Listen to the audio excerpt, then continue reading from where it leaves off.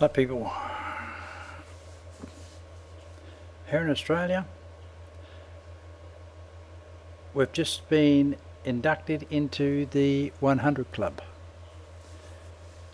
This morning, the 11th of the 3rd, 2020, Australia had 107 reported cases of the flu virus.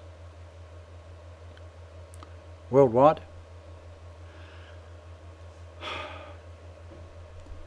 120 odd thousand, I think, something like that. 4,000 deaths, 10,000 infected in Italy, with 600 or 700 deaths. They've locked the whole country down, stopped people from travelling from province to province. I think that's what's going to have to happen all over the world. People are going to have to close their borders and stop people from travelling, because that's how it's spreading. That's how it got here to Australia, from people coming into this country from the Northern Hemisphere, whatever country they come from. So I think we're going to have to get real tough in this country. Someone mentioned the other day that we're in a unique situation because we're an island. But we're not unique if we keep letting people come in here that are affected. We all know that it's hard to detect a infected person, because they can be spreading the virus even though they don't show any signs. I think the government has got to get real tough and just lock the country down for a month. Lock everything. No air travel, no sea travel, nothing. If people want to leave Australia, they go back to their own countries, okay, they can go out, but nobody comes in. That's the only way really we're going to contain it. We don't want to end up like bloody Italy, where there's 10,000 infected already. The hospital system is it just can't cope, and that's what'll happen. You watch America. That is going to explode. It's going to be absolutely horrendous in America. There's probably millions of people already infected with the virus now, because they haven't really been doing a great deal of testing. That's the biggest problem. There's not enough testing kits. There's not enough protective clothing for health staff.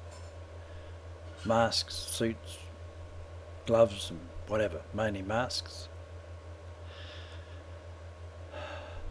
People are starting to panic all over the world, not just here in Australia, but all over in the world. China's still got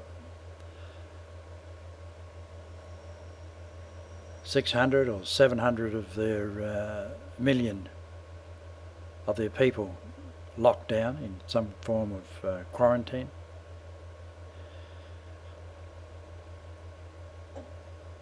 Crazy.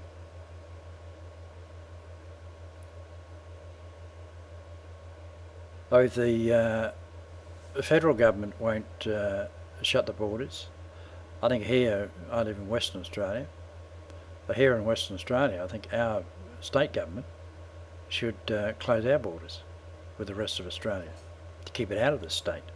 It's in here now. We've got, I think, either 3 or 6. I think there was another 3 this morning in Western Australia. And all international flights, everything, to try and maintain it, try and control it here in Western Australia. Well, it's only got to get into our mining industry here in Western Australia, and we have a big reliance on mining royalties here.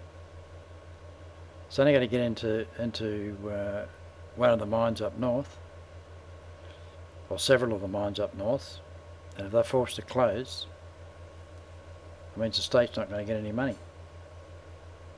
Thousands of people will be put out of work. I mean, everybody lives, well, just about everybody lives from paycheck to paycheck. But when something like this happens,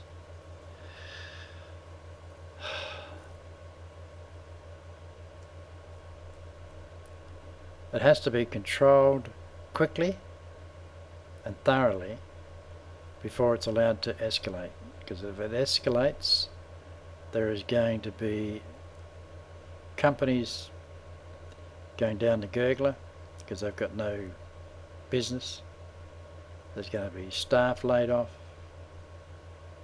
The ramifications are absolutely huge, not just for the economy, but for us ordinary people.